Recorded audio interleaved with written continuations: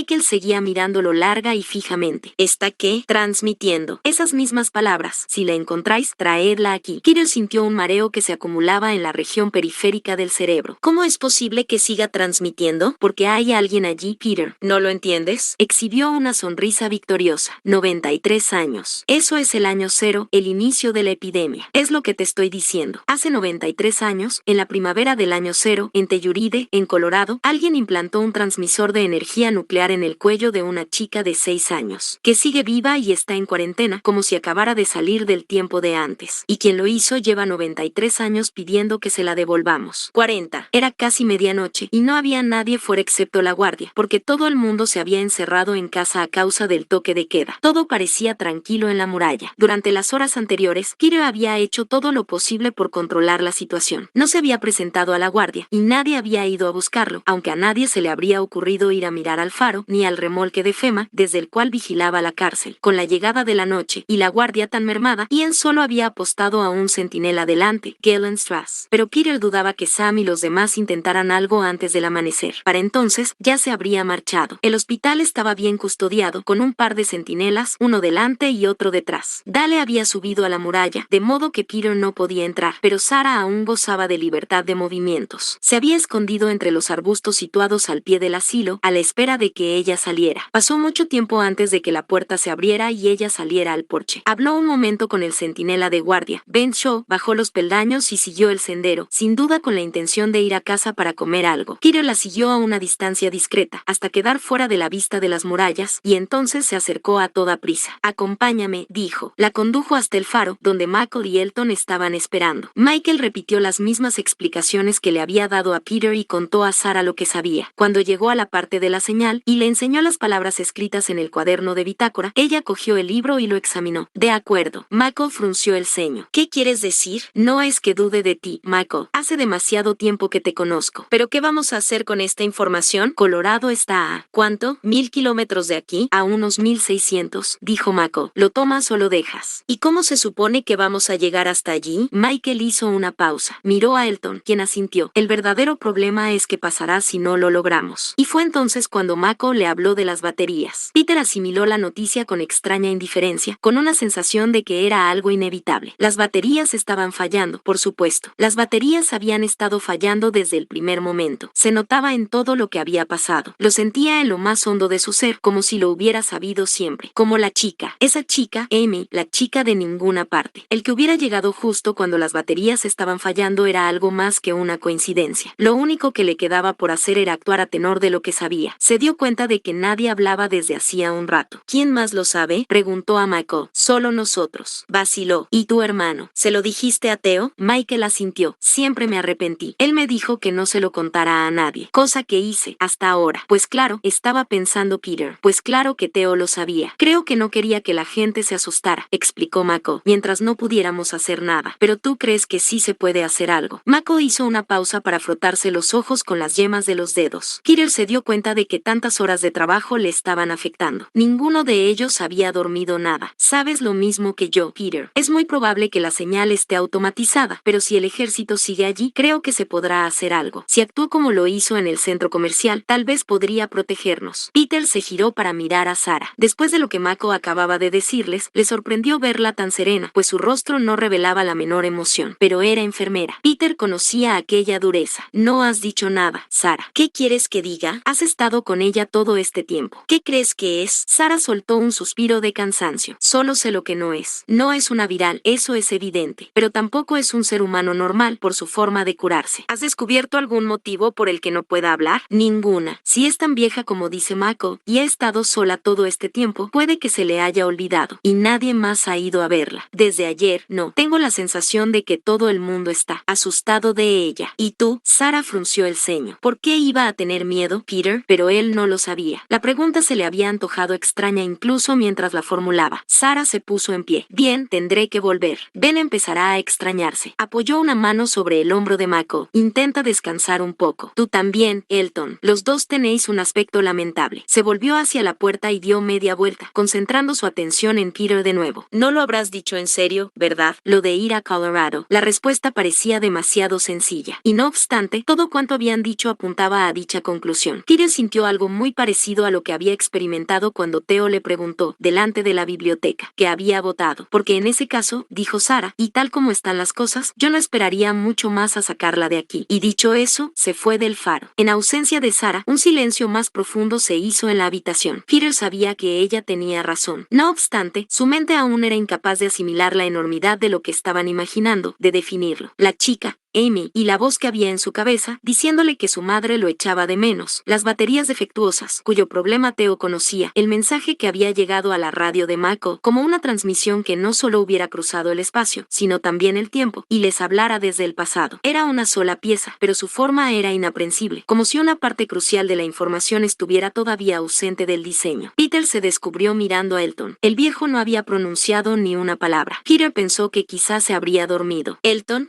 estás muy callado. No tengo nada que decir, contestó el anciano, con su mirada ciega extraviada. Ya sabes con quién tienes que hablar. Todos los chicos Jackson sois iguales. No hace falta que te lo diga. Peter se puso en pie. ¿A dónde vas?, preguntó Michael. A obtener la respuesta, replicó Peter. Sanjay Patal no podía dormir. Tendido en la cama, ni siquiera podía cerrar los ojos. Era la chica de ninguna parte. Se le había metido dentro, se le había metido en la mente. La chica residía en ella junto con Babcock y los muchos. ¿Cuántos?, se preguntó. ¿Por qué estaba pensando en los muchos? Y era como si ahora fuera otra persona, alguien nuevo y extraño a él. Había deseado que un poco de paz, un poco de orden. Poner freno a la sensación de que no todo era lo que parecía, de que el mundo no era el mundo. ¿Qué había dicho Jamie acerca de los ojos de la chica? Pero tenía los ojos cerrados, lo había visto claramente. Tenía los ojos cerrados y nunca los abría. Estaban dentro de él, aquellos ojos, como si lo estuviera viendo todo desde dos ángulos al mismo tiempo, desde dentro y desde fuera, Sanjay y no Sanjay, y lo que veía era una soga. ¿Por qué estaba pensando en una soga? Se había propuesto encontrar a Old Cho. Por eso se había ido de casa la noche anterior, dejando a Gloria dormida en la cocina. La necesidad de encontrar a Old Cho era la fuerza que lo había impulsado a levantarse de la cama, bajar la escalera y salir. Las luces, recordó Sanjay. En cuanto salió al patio, habían asolado sus ojos como una bomba. El resplandor estalló sobre sus retinas, abrazó su mente con un dolor que no era dolor real, sino un recuerdo del dolor, que se llevó cualquier pensamiento sobre Old Cho, el almacén o sus presuntas intenciones. Lo que había hecho a continuación daba la impresión de haberse producido en un estado carente de libre albedrío. Las imágenes de su memoria carecían de coherencia, como un mazo de cartas diseminado sobre la mesa. Era Gloria quien lo había encontrado después, acurrucado en los arbustos que crecían en la base de su casa, llorando como un niño. Sanjay, decía ella, ¿qué has hecho? ¿Qué has hecho? ¿Qué has hecho? Él no pudo contestarle, pues, en aquel momento, no tenía ni idea, pero a juzgar por su expresión y su voz era espantoso, impensable, como si hubiera matado a alguien, y dejó que ella lo condujera a casa de nuevo y lo acostara. No recordó lo que había hecho hasta que salió el sol. Se estaba volviendo loco. El día había transcurrido por fin. Creyó que solo podría devolver cierta coherencia a su mente perturbada y evitar la repetición de los acontecimientos de la noche anterior si permanecía despierto, y no solo despierto, sino absolutamente inmóvil, gracias a toda la fuerza de su voluntad. Esa era su nueva vigilia. Durante un rato, poco después del amanecer y más adelante, mientras la oscuridad se avecinaba, se había producido un alboroto abajo. Había oído las voces de Ian, Ben y Gloria, y se preguntó qué habría sido de Jamie. Pero eso también había terminado. Experimentó la sensación de estar dentro de una especie de burbuja, mientras todo se desarrollaba a lo lejos, más allá de su alcance. Era consciente, a intervalos, de la presencia de Gloria en la habitación. Su cara preocupada flotaba sobre él, lanzaba preguntas que era incapaz de contestar. ¿Debo hablarles de los fusiles, Sanjay? Debo, no sé qué hacer, no sé qué hacer. ¿Por qué no me hablas, Sanjay? Pero no podía decir nada. Ni siquiera era capaz de hablar. Ella se había ido. Gloria se había ido. Mausami se había ido. Todo el mundo se había ido. Su Mausami. Era su imagen la que retenía en la memoria, no la de la mujer adulta en que se había convertido, sino el bebé diminuto que había sido, aquel fardo de vida nueva y cálida que Prudence Jackson había depositado en sus brazos. Y mientras esa imagen se desvanecía y Sanjay cerraba los ojos por fin, oyó la voz de Babcock, que surgía de la oscuridad. Sanjay, sé mío, estaba en la cocina del tiempo de antes. Una parte de él estaba diciendo, has cerrado los ojos, Sanjay. Hagas lo que hagas, no cierres los ojos. Pero era demasiado tarde, él estaba de nuevo en el sueño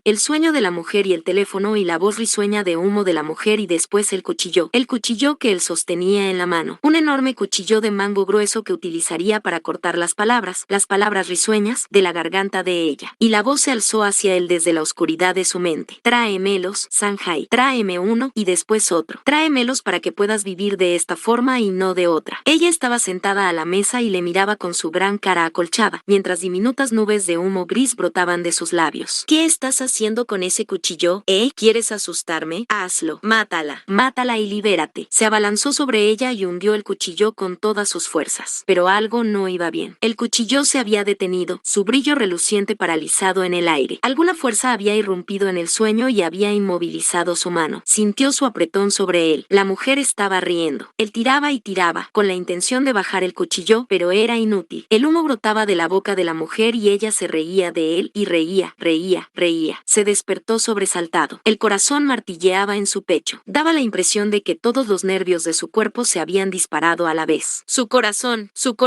Sanjay. Gloria había entrado en la habitación y sostenía un farol. ¿Qué pasa, Sanjay? Ve a buscar a Jimmy. El rostro de Gloria, cercano al de él de una manera inquietante, estaba deformado por el miedo. Está muerto, Sanjay. ¿No te acuerdas? Jimmy ha muerto. Apartó a un lado las mantas. Ahora estaba de pie. En mitad del dormitorio, una fuerza salvaje galopaba en su interior. Ese mundo, esas cosas insignificantes. Esa cama, ese tocador, esa mujer llamada Gloria, su esposa. ¿Qué estaba haciendo él? ¿A dónde pretendía ir? ¿Por qué preguntaba por Jimmy? Pero Jimmy estaba muerto. Jimmy estaba muerto. Ocho estaba muerto. Walter Fisher y Zoe Ramírez y el coronel y tío Jackson y Gloria y Mausami e incluso él. Todos estaban muertos. Porque el mundo no era el mundo. Esa era la cuestión, la terrible verdad que había descubierto. Era un mundo onírico, un velo de luz y sonido y materia que el mundo real escondía detrás. Caminantes en un sueño de muerte, eso eran, y la soñadora era la chica de ninguna parte. El mundo era un sueño y ella los estaba soñando. Gloria, no. Ayúdame. Un farol estaba encendido todavía en la cocina de tía y proyectaba rectángulos de luz amarilla sobre el suelo. Peter llamó con los nudillos a la puerta primero y después entró en silencio. Peter encontró a la anciana sentada a la mesa de la cocina. No estaba escribiendo ni bebiendo té y cuando entró le miró, al tiempo que rebuscaba entre la maraña de gafas colgadas del cuello. Se caló el par correcto. Peter, estaba segura de que te iba a ver. Se sentó delante de ella. ¿Cómo te enteraste de su llegada, tía? ¿La llegada de quién? Ya sabes de quién, tía. Por favor. La mujer hizo un ademán. ¿Te refieres a la caminante? Oh, alguien debió de venir a decírmelo. Creo que fue ese tal Molineux. Me refiero a hace 2 noches. Dijiste algo. Dijiste que iba a venir. Que yo sabía quién era ella. ¿Yo dije eso? Sí, tía. La anciana frunció el ceño. Soy incapaz de imaginar qué pasó por mi mente. ¿Dices que hace 2 noches? Peter se oyó suspirar. Tía. Ella levantó una mano para acallarle. De acuerdo, no te pongas nervioso. Solo me estaba divirtiendo un poco. Hacía tanto tiempo que no lo hacía, que no he podido resistir la tentación. Con esa pinta que tienes. Lo miró sin pestañear. Dime, antes de que te dé mi opinión, ¿qué crees que es esa chica? No lo sé, tía. Los ojos de la mujer se abrieron de par en par. Claro que no. Lanzó una risita, y después sufrió un ataque de tos. Peter se levantó para ayudarla, pero ella le rechazó con un ademán. Siéntate, graznó. Se me ha oxidado la voz, eso es todo. Tardó un momento en serenarse y carraspeó. Eso es lo que debes averiguar. Todo el mundo tiene algo que averiguar, y a ti te ha tocado eso. Michael dice que tiene 100 años. La mujer asintió. En ese caso, ve con cuidado. Una mujer mayor. Procura que esa Amy no te vaya dando órdenes. Peter no estaba avanzando. Hablar con tía era siempre un reto, pero nunca la había visto así, tan extrañamente risueña. Ni siquiera le había ofrecido té. La otra noche dijiste algo, tía, insistió. Algo sobre una oportunidad. Supongo que sí. Puede que sea cierto. ¿Es ella? Ella frunció los pálidos labios. Yo diría que eso depende. ¿De qué? De ti. Antes de que Peter pudiera hablar, la mujer continuó. Oh, no me mires con esa cara de perro apaleado. Sentirse desorientado es normal. Empujó la mesa y se levantó agarrotada. Ven, voy a enseñarte algo. Quizá te ayude a tomar una decisión. La siguió por el pasillo hasta su dormitorio. Como el resto de la casa, el espacio era exiguo pero limpio y todo estaba en su sitio. Apoyada contra la pared había una cama con baldaquino, cuyo colchón se hundía de tal manera que revelaba que el relleno era paja suelta. Al lado había una silla de madera y, encima de ella, un antiguo farol de aceite. La superficie del tocador, el único mueble de la estancia, estaba adornada con una colección de objetos en apariencia aleatorios. Una vieja botella de cristal con las palabras Coca-Cola escritas con letras desdibujadas y caligrafía recargada. Una lata metálica que, cuando Peter la levantó, sonó como si contuviera alfileres. La quijada de un animal pequeño. Una pila piramidal de piedras lisas y pulidas. Son mis juguetes, dijo tía. Se volvió hacia ella. Ahora que estaban juntos en la estrecha habitación, Peter se dio cuenta de lo menuda que era. La coronilla de su cabeza blanca apenas le llegaba al hombro. Así las llamaba mi mamá. Conserva cerca tus juguetes, decía siempre. Indicó la cómoda con un dedo engarfiado. No recuerdo de dónde proceden, salvo la foto, claro, me la llevé al tren. La foto estaba situada en el centro de la cómoda. Peter la levantó y la inclinó hacia la ventana para que la luz de los focos la iluminara. La foto era demasiado pequeña para el marco, que estaba deslustrado y agujereado. Había dos figuras de pie sobre un tramo de escaleras que subía hasta la puerta de una casa de ladrillo, el hombre detrás y encima de la mujer, a la que rodeaba la cintura con un brazo, mientras ella apoyaba su peso contra él. Iban vestidos para protegerse del frío, con chaquetas abultadas. Peter vio una capa de nieve sobre el pavimento, al fondo. Los años habían ido erosionando los tonos, de modo que todo parecía de un color tostado apagado, pero dedujo que los dos eran de piel oscura, como Tia, con el pelo de los Jackson. La mujer lo llevaba casi tan corto como el hombre. Se protegía el cuello con una bufanda larga y sonreía a la cámara. El hombre estaba mirando a otra parte, con una expresión que se le antojó a Peter 3/4 de carcajada, una carcajada que la cámara había interrumpido. Era una imagen evocadora, llena de esperanza y promesas, y Peter intuyó debido a la atención distraída del hombre, la sonrisa de la mujer y la forma en que los brazos de él la rodeaban, apretándola contra su cuerpo, la presencia de un secreto que ambos compartían. Y después, a medida que se materializaban más detalles, la forma en que se curvaba el cuerpo de la mujer y su grosor bajo la chaqueta, comprendió cuál era aquel secreto. No era una foto de dos personas, sino de tres, pues la mujer estaba embarazada. Monroe y Anita, dijo Tia. Así se llamaban. Esa era nuestra casa, en West Lavier, 2121. Peter tocó el cristal encima del vientre de la mujer. Eres tú, ¿verdad? Claro que soy yo. ¿Quién crees que era? Peter devolvió la foto a su lugar. Ojalá tuviera algo por el estilo para acordarse de sus padres. Con Theo era diferente. Aún podía ver la cara de su hermano y oír su voz, y cuando pensaba en Theo, la imagen que acudía a su mente era del tiempo que pasaron juntos en la central eléctrica, el día antes de partir. Los ojos preocupados y cansados de Theo cuando se sentó en la litera de Peter para examinarle el tobillo, y después, cuando alzó la vista, una sonrisa expectante de desafío. La hinchazón está remitiendo. ¿Crees que podrás montar? Pero Peter sabía que, con el tiempo, en tan solo unos pocos meses, ese recuerdo se difuminaría como los demás, como los colores de la fotografía de Tia. Primero se perdería el sonido de la voz de Theo, y después la propia imagen, los detalles se disolverían en una estática visual, hasta que solo quedara un espacio vacío donde había estado su hermano. Sé que está por aquí debajo, estaba diciendo Tia. Ella se había puesto de rodillas, y apartaba el faldón de la cama para mirar debajo. Extendió la mano debajo de la cama con un gruñido y sacó una caja. Ayúdame a levantarme, Peter. Él la tomó por el codo, la puso en pie y levantó la caja del suelo. Era una vulgar caja de zapatos, con una tapa articulada y un pestillo que se doblaba para cerrarla.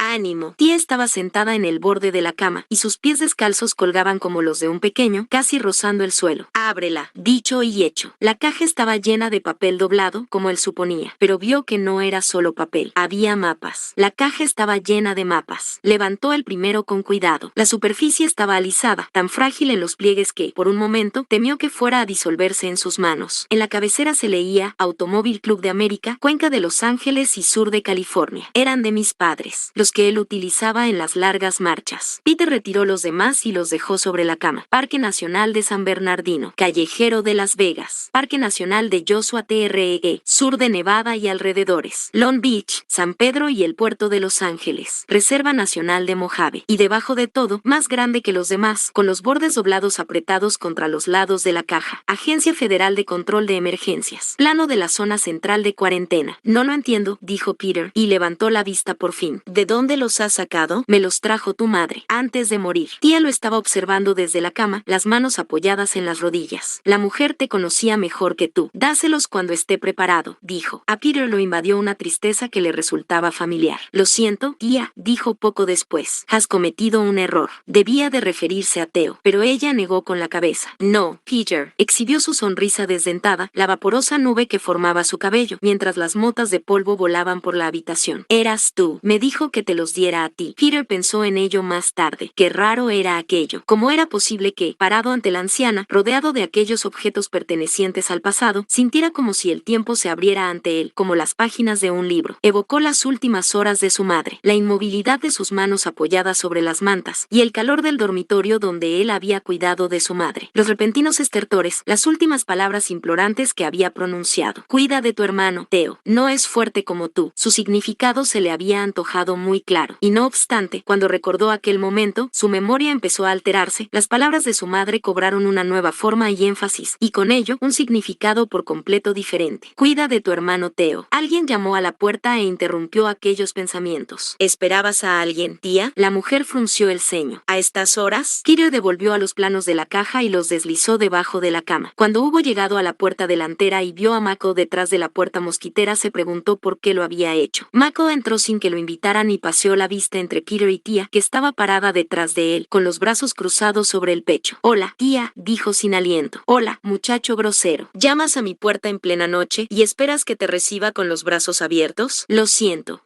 Sus mejillas se tiñeron de rubor a causa de la vergüenza. ¿Cómo te encuentras esta noche, tía? Ella cabeceó. Espero que bien. Michael dirigió la atención de nuevo hacia Peter y bajó la voz en tono confidencial. ¿Podría hablar contigo? Fuera. Peter salió al porche detrás de Mako, a tiempo de ver que Deolovin aparecía de las sombras. Dile lo que me has dicho, ordenó Mako. Dale. ¿Qué ha pasado? Escucha, dijo el hombre, y miró a su alrededor, nervioso. Creo que no debería decir esto, y además tengo que volver a la muralla. Pero si estás pensando en sacar de aquí a Alicia y Caleb, hazlo en cuanto amanezca. Os ayudaré en la puerta. ¿Por qué? ¿Qué ha pasado? Fue Mako quien contestó. Los fusiles, Peter. Van a buscar los fusiles. 41. En el hospital, Sarah Fisher, enfermera jefe, estaba esperando con la chica. Amy, pensó Sarah. Se llamaba Amy. La chica imposible, esa chica de 100 años, se llamaba Amy. ¿Eres tú? Le había preguntado. ¿Te llamas así? ¿Eres Amy? Sí, había contestado la chica. Hasta es posible que sonriera. ¿Cuánto hacía que no oía su nombre? Soy yo, soy Amy. Sarah se arrepintió de no haber cogido ropa para la chica en lugar de la bata. No parecía correcto que una chica que tenía nombre careciera de ropa y de zapatos. Sarah tendría que haberlo pensado antes de volver al hospital. La chica era más baja que ella, de estructura ósea más fina y caderas más esbeltas, pero Sarah tenía un par de pantalones con los que le gustaba montar, ajustados en la cintura y los fondillos, que le sentarían bien a la chica si se los ceñía fuerte. Además, necesitaba un baño y un corte de pelo. Sarah no ponía en duda nada de lo que Mako había dicho. Mako era Mako, todo el mundo decía lo mismo, lo cual significaba que era más listo que el hambre, demasiado listo. Nunca se equivocaba. Llegaría un día, suponía Sarah, en que eso sucedería. Una persona no podía estar en lo cierto siempre, y se preguntaba qué sería de su hermano aquel día. Llegaría el día en que los esfuerzos incesantes que invertía en tener razón, en resolver todos los problemas, no darían fruto. Sarah pensaba en un juego que habían practicado de pequeños, que consistía en construir torres de bloques, e ir sacando a continuación los niveles inferiores, uno a uno, con el peligro de que todo el artilugio se viniera abajo. Y cuando eso ocurriera, sucedería en un abrir y cerrar de ojos. Se preguntó si sería eso lo que le pasaría a Mako, si quedaría alguna parte en pie. Entonces la necesitaría, como la había necesitado aquella mañana en el cobertizo, cuando habían encontrado a sus padres, el día en que Sarah le había fallado. Sarah había hablado en serio cuando dijo a Peter que no tenía miedo de la chica. Al principio, sí que la había atemorizado, pero a medida que pasaban las horas y los días, y las dos estaban encerradas, había empezado a sentir algo nuevo. Ante la presencia misteriosa y vigilante de la chica, silenciosa e inmóvil, pero no del todo, había empezado a experimentar cierta tranquilidad, incluso esperanza. La sensación de que no estaba sola, pero más aún, el mundo no estaba solo. Como si todos estuvieran despertando de una larga noche de terribles sueños para volver a la vida. Pronto amanecería. No se habían repetido los ataques de la noche anterior. Habría oído los gritos. Era como si la noche estuviera conteniendo su último aliento, a la espera de lo que sucedería a continuación. Porque lo que Sarah no había dicho a Peter, ni a nadie, era lo sucedido en el hospital momentos antes de que las luces se apagaran. De pronto, la chica se había incorporado en la cama como impulsada por un resorte. Sarah, agotada, acababa de acostarse. La despertó un sonido procedente de la chica. Un gemido bajo, una sola nota continua que se elevaba en el fondo de su garganta. ¿Qué pasa? Había preguntado Sarah al tiempo que corría hacia ella. ¿Qué sucede? ¿Te duele algo? Pero la chica no contestó. Tenía los ojos abiertos de par en par, pero al mismo tiempo daba la impresión de que no veía a Sarah. Esta había presentido que algo estaba pasando fuera. Reinaba una extraña oscuridad en la sala. Se oían gritos procedentes de la muralla, ruidos de alboroto, voces que gritaban y pasos apresurados. Pero mientras eso parecía importante, un hecho digno de su atención, Sarah era incapaz de apartar la mirada. Era muy consciente de que lo que estaba ocurriendo fuera se estaba jugando también allí, en aquella sala, en la mirada vacía de la chica, en la rigidez de su cara cara y garganta, y en la lastimera melodía que estaba interpretando desde algún lugar de su interior. La situación se prolongó así durante un número indeterminado de minutos, 2 minutos y 56 segundos, según Mako, aunque se le antojó una eternidad, y después, de la misma forma inquietante y veloz con que había empezado, terminó. La chica enmudeció, se tumbó en el catre con las rodillas apretadas contra el pecho, y eso fue todo. Sarah, sentada ante su escritorio en la habitación de fuera, se acordaba de eso, mientras se preguntaba si tendría que habérselo dicho a Peter, cuando el sonido de voces en el porche atrajo su atención. Alzó la vista hacia la ventana. Ben seguía sentado en la barandilla, dándole la espalda. Sarah le había sacado una silla, el extremo de la ballesta sobresaliendo de su regazo. Estaba hablando con alguien situado debajo de él, pero Sarah no podía verlo debido al ángulo. ¿Qué estáis haciendo ahí?, oyó decir a Ben en tono de advertencia. ¿No sabéis que hay toque de queda? Y cuando Sarah se levantó para ver con quién estaba hablando Ben, vio que este se ponía en pie también y movía la ballesta ante él. Peter y Mako, que estaban atravesando el aparcamiento de remolques, saltaban de sombra en sombra. Llevaron a cabo su acercamiento final a la cárcel bajo el cobijo de los árboles. No había ningún centinela. Peter empujó la puerta, que estaba entreabierta. Cuando entró, vio un cuerpo apoyado contra la pared del fondo, atado de pies y manos, justo cuando Alicia, a su izquierda, bajaba la ballesta que apuntaba a su espalda. ¿Dónde coño estabas?, dijo. Caleb estaba detrás de ella, blandiendo un cuchillo. Es una larga historia. Te la contaré por el camino. Indicó el cuerpo caído en el suelo, que ahora reconoció como el de Galen Strass. Veo que has decidido empezar sin mí. ¿Qué le has hecho? Nada que pueda recordar cuando despierte. Ian sabe lo de los fusiles, dijo Mako. Alicia asintió. Me lo figuraba. Peter explicó el plan. Primero, ir al hospital a buscar a Sarah y la chica, después a los establos, a por las monturas. Justo antes del primer toque, Dale, que estaba en la muralla, daría la alarma. Podrían escapar por la puerta aprovechando la confusión, justo cuando el sol estuviera saliendo, y marchar hacia la central eléctrica. Una vez estuvieran allí, ya pensarían sus siguientes pasos. Creo que juzgué mal a Dale, dijo Alicia. Tiene más redaños de lo que imaginaba. Miró a Mako. Y a ti también, Circuito. No te creía capaz de entrar por la fuerza en la cárcel. Los cuatro salieron. La aurora se acercaba a marchas forzadas. Kiro no creía que les quedaran más de unos pocos minutos. Avanzaron en silencio hacia el hospital y dieron un rodeo en dirección a la pared oeste del asilo, para poder ver sin estorbos el edificio. El porche estaba desierto, y la puerta, abierta. Por las ventanas delanteras se veía el destello de luces. Entonces oyeron un grito. Sarah. Peter fue el primero en llegar. La habitación de fuera estaba vacía. El único indicio de que se había producido un altercado era la silla del escritorio, caída en el suelo. Peter oyó un gemido en el pabellón. Cuando los otros entraron detrás de él, corrió por el pasillo y atravesó la cortina. Amy estaba acurrucada al pie de la pared del fondo, con las manos sobre la cabeza como si se protegiera de un golpe. Sarah estaba de rodillas, con la cara cubierta de sangre. La sala estaba llena de cadáveres. Los demás habían irrumpido detrás de él. Michael corrió al lado de su hermana. Sarah. Ella intentó hablar. Abrió sus labios ensangrentados, pero no emitió ningún sonido. Peter se arrodilló al lado de Amy. Parecía ilesa, pero se encogió cuando él la tocó y movió los brazos como para protegerse. Tranquila, estaba diciendo él, tranquila, pero no estaba tranquila. ¿Qué había pasado? ¿Quién había asesinado a aquellos hombres? ¿Se habían matado entre ellos? Es Ben Shaw, dijo Alicia. Estaba arrodillada junto a uno de los cuerpos. Esos dos son Milo y Sam. El otro es Jacob Curtis. Ben había sido acuchillado. Milo, con la cabeza caída sobre un charco de sangre, había muerto a consecuencia de un golpe en la cabeza. Daba la impresión de que Sam había seguido el mismo camino, con el cráneo hundido en un lado. Jacob estaba tendido boca arriba al pie del catre de Amy, con un proyectil de la ballesta de Ben hundido en la garganta. Un poco de sangre surgía de sus labios entre burbujas. Tenía los ojos abiertos en una mirada de sorpresa. En la mano extendida aferraba todavía un trozo de tubo de hierro, manchado de sangre y sesos, motas blancas entre el rojo que se aferraban a la superficie. ¡Hostia puta!, exclamó Caleb. ¡Hostia puta! Están todos muertos. La escena había adquirido una terrible vividez. Los cuerpos en el suelo, los charcos de sangre. Jacob con el tubo en la mano. Mako estaba ayudando a Sarah a levantarse. Amy continuaba acurrucada contra la pared. Fueron Sam y Milo, graznó Sarah. Michael había sentado a su hermana en un catre. Hablaba con voz entrecortada, con los labios agrietados e hinchados, los dientes teñidos de púrpura. Ben y yo intentamos detenerlos. Todo fue, no lo sé. Sam me estaba pegando. Entonces entró otra persona. ¿Fue Jacob?, preguntó Peter. ¿Está muerto ahí, Sarah? No lo sé, no lo sé. Alicia tomó a Peter del codo. Da igual lo que pasó, dijo en tono perentorio. Nadie nos creerá. Tenemos que irnos ya. No podían salir por la puerta. Alicia explicó lo que quería que hicieran todos. Lo más importante era mantenerse alejados de la muralla. Peter y Caleb irían al almacén en busca de cuerdas, mochilas y zapatos para Amy. Alicia conduciría guía a los demás al punto de encuentro. Salieron con sigilo del hospital y se dispersaron. La puerta principal del almacén estaba entreabierta, la cerradura colgando del pestillo. Era un detalle llamativo, pero no tenían tiempo para preocuparse por cosas como esa. Caleb y Peter entraron en el oscuro interior lleno de sus largas hileras de contenedores. Fue allí donde encontraron a Ocho y a su lado a Walter Fisher. Estaban colgados uno al lado del otro de las vigas, con las sogas anudadas alrededor del cuello, los pies descalzos suspendidos sobre un contenedor de libros. Su piel había adquirido un tono grisáceo. La lengua de ambos sobresalía de sus bocas. Era evidente que habían utilizado las cajas a modo de escalera y una vez ceñidas las cuerdas, las habían alejado de una patada. Por un momento, Peter y Caleb se quedaron inmóviles, mirando a los dos hombres, la imagen improbable que componían. Joder, dijo Caleb. Peter sabía que Alicia tenía razón. Tenían que irse enseguida. Lo que estaba sucediendo era enorme y terrible, una fuerza que los barrería a todos. Reunieron sus pertrechos y salieron. Entonces, Peter se acordó de los planos. Adelántate, dijo a Caleb. Ya os alcanzaré. Ya habrán llegado. Tú vete. Ya os encontraré. El chico salió corriendo. Peter no se molestó en llamar a la puerta de Tía. Entró y fue directo al dormitorio. Tía estaba dormida. Se detuvo un momento en el umbral y la vio respirar. Los planos estaban donde los había dejado, debajo de la cama. Se agachó para recogerlos y los guardó en su mochila. Peter, el joven, se quedó de piedra. Tía seguía con los ojos cerrados y las manos caídas a los costados. Solo estaba descansando un poco. Tía, no hay tiempo para despedidas, dijo la anciana sin abrir los ojos. Tienes que irte ya, Peter. Ahora ha llegado tu momento. Cuando llegó al reborde, el cielo había aclarado sobre las luces. Desde el este se elevaban filamentos rosados. Todo el mundo había llegado. Alicia estaba subiendo desde debajo de la línea principal y se sacudía el polvo. ¿Todo el mundo preparado? Pasos a su espalda. Peter giró en redondo y desenvainó el cuchillo, pero entonces vio, saliendo de la maleza, la figura de Mausami Patal. Llevaba colgada una ballesta del hombro. Cargaba con una mochila. Os seguí desde el almacén. Será mejor que nos apresuremos. Maus, empezó Alicia. No gastes saliva en balde, Liz. Me voy. Mausami clavó la mirada en Peter. Dime una cosa. ¿Crees que tu hermano está muerto? Experimentó la sensación de haber estado esperando a que alguien le hiciera esa pregunta. Yo tampoco. Movió la mano hacia el vientre, un gesto inconsciente. El significado le llegó como si fuera menos un descubrimiento que un recuerdo, como si siempre lo hubiera sabido. Nunca tuve la oportunidad de decírselo, continuó Mausami. Todavía quiero hacerlo. Peter se volvió hacia Alicia, quien estaba estudiando a los dos con una mirada de exasperación. Ella viene con nosotros. No es una buena idea, Peter. Piensa en a dónde vamos. Mausami es ahora de la familia. No se trata de una discusión. Por un momento, Alicia no dijo nada. Daba la impresión de haberse quedado sin palabras. A la mierda, dijo por fin. No tenemos tiempo para discusiones. Alicia fue la primera en abrir la marcha, seguida de Sara, Mako, Caleb y Mausami, que fueron entrando en el túnel de uno en uno, con Peter en la retaguardia. Amy era la última. Habían encontrado un jersey y unos pantalones para ella, así como unas sandalias. Cuando se agachó para pasar por la abertura, sus ojos se encontraron con los de Peter, firmes pero suplicantes. ¿A dónde vamos? A Colorado, pensó él. A la ZCC. Solo eran nombres en un plano, puntos de luz coloreada en la pantalla del tubo de rayos catódicos de Mako. La realidad que ocultaban, el mundo escondido al que pertenecían, Peter era incapaz de imaginarlo. Cuando habían hablado del viaje por la noche, había sido la misma noche, los cuatro apretujados en el faro, Peter había imaginado una expedición como era debido, un destacamento numeroso armado, carretas con provisiones, al menos una partida de exploración y una ruta meticulosamente planificada. Su padre dedicaba estaciones enteras a planificar las largas marchas, pero ellos no eran más que fugitivos a pie, que huían con poco más que un montón de planos y los cuchillos de sus cintos. ¿Cómo podían confiar en llegar a aquel lugar? La verdad es que no lo sé, le dijo, pero si no nos vamos ahora, creo que todos moriremos aquí. La chica se agachó y desapareció en el túnel. Peter apretó las correas de su mochila y la siguió, cerró la escotilla sobre su cabeza y se aisló en la oscuridad. Las paredes estaban frías y olían a tierra. El túnel había sido excavado mucho tiempo atrás, tal vez por los mismísimos constructores, para acceder con más facilidad a la línea principal. Con la excepción del coronel, hacía años que no se utilizaba. Era una ruta secreta, había explicado Alicia, que el hombre utilizaba para ir de caza. Al menos, se había solucionado un misterio. 25 metros después, Peter salió a un bosquecillo de mezquites. Todo el mundo estaba esperando. Las luces se habían apagado y revelaban el cielo grisáceo del amanecer. Sobre ellos, se elevaba la cara de la montaña como una única losa de piedra, testigo silencioso de todo cuanto ocurría. Peter oyó las llamadas de los centinelas desde lo alto de la muralla, anunciando que ocupaban su puesto en el toque matutino y el cambio de guardia. Dale se estaría preguntando qué les había pasado, si no lo sabía ya. Lo más seguro era que tardaran poco tiempo en encontrar los cuerpos. cuerpos. Alicia cerró la escotilla detrás de él y giró la rueda. Después, se arrodilló para cubrirla con matojos. «Nos perseguirán», dijo Peter en voz baja, acuclillado a su lado. «Irán montados a caballo. No podremos ir más deprisa que ellos». «Lo sé». Su expresión era resuelta. «La cuestión es quién llega primero a los fusiles». Alicia se levantó, dio media vuelta y empezó a descender la montaña.